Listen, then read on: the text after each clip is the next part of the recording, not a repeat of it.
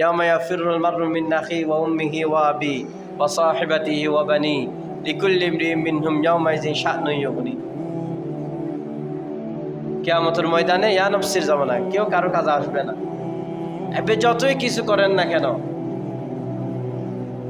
নিজের কলিজা পর্যন্ত কেটে যদি বোনা করে খাওয়ান, তারপরেও কেউ কাজে আসবে না। নিজের কলিজা যদি কেটে স্ত্রীকে খাওয়ান, সন্তানকে খাওয়ান, মা বাবাদেরকে খাওয়ান, কেউ কাজে আসবে না।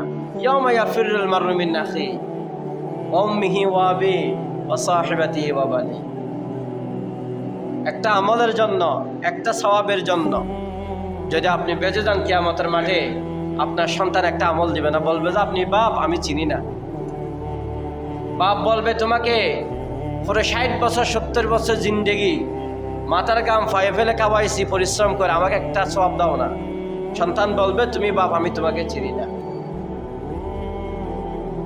তুমি বাপ, তুমি মা, তুমি আমার স্ত্রী, আমি কাউকে চিনি না। ইয়া নফসির জামানা।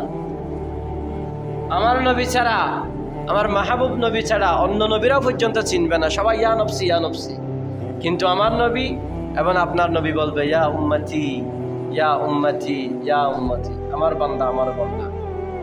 এই বান্দা আছে দুনিয়া নিয়ে, এই বান্দা আছে অপসংস্কৃতি নিয়ে, এই বান্দা আছে কোরআন হাদিসের বিরোধিতা নিয়ে, এই বান্দা আছে মসজিদ থেকে দূর সরে, এই বান্দার মুখে নেই কোরআন তেলাওয়াত, এই বান্দার মুখে আছে সারাদিন সিগারেট, গাঁজা, ফিরিন্সি, বাবা, মদ, জুয়া, এগুলো।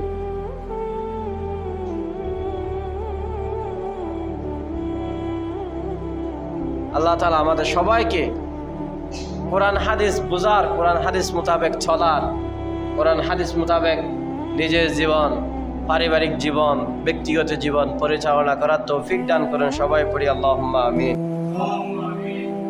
খুব দুঃখ লাগে মুসলিম হয়ে যদি মুসলমানদের রীতির বিপরীত যায়, খুব দুঃখ লাগে।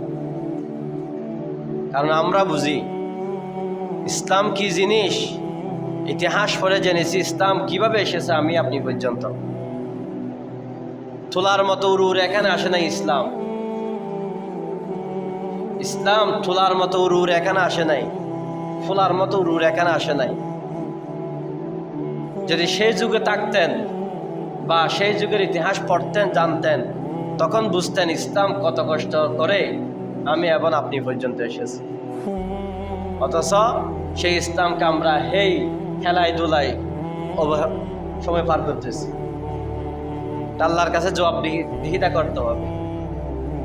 আমি একজন আপনাদের দায়িত্বশীল হয়ে, এলাকায় দায়িত্বশীল হয়ে আমাকে আল্লাহর কাছে জবাবদিহিতা করতে হবে যদি হক কথাগুলো না বলি। কাল কিয়ামতের ময়দানে সর্বপ্রথম এলাকার কেউ কারো জিব্বা কাটবে না, আমার জিব্বা কাটবে। কেন জানেন? কারো জিব্বা কাটবে না, আমার জিব্বা কাটবে সর্বপ্রথম আল্লাহ তাআলা। ছুরি দিয়ে, সেই জাহান্নামের কিট দিয়ে, সেই জাহান্নামের কাঁচি দিয়ে সর্বপ্রথম আমার জিব্বা বাবা ঠান ধরে আমার জিব্বা কাটবে আগে। কেন কাটবে জানেন? এই যে আপনারা যে বুঝাকটা আমার মাথায় দিয়েছেন, ইমাম মানে পুরা এলাকার জিম্মাদারি। ইমাম মানে পুরা এলাকার কিদারি? জিম্মাদারি, পুরা এলাকার নেতা। এই পুরা এলাকায় যদি একটু ব্যতিক্রম চলে, এই পুরা এলাকা যদি একটু কোরআন হাদিস বিরোধী চলে, সর্বপ্রথম আল্লাহর কাছে জবাবদিহিতা করতে হবে আমাকে। আর আমি যদি সে কথা না বলি, এই জিব্বা আমার কেটে ফেলা হবে। তাহলে এই জায়গা খুব সহজ জায়গা না। যে জায়গায় আমি খুতবা দিচ্ছি, এই জায়গায় মসজিদে নববীতে বসে রাসূলুল্লাহ খুতবা দিয়েছে। যে জায়গায় বসে আমি আপনাদেরকে কোরআন হাদিসের কথা বলতেছি, যে জায়গায় দাঁড়িয়ে, যে মিম্বারে বসে আমি আপনাদেরকে কোরআন সুন্নাহর কথা শোনাইতেছি, সেই জায়গায় রাসূলুল্লাহ কোরআন সুন্নাহর কথা শুনিয়েছেন। তারা আমি কার চেয়ারে? আমি কার চেয়ারে? কাল কিয়ামতের ময়দানে আমার জিহ্বা কেটে ফেলা হবে।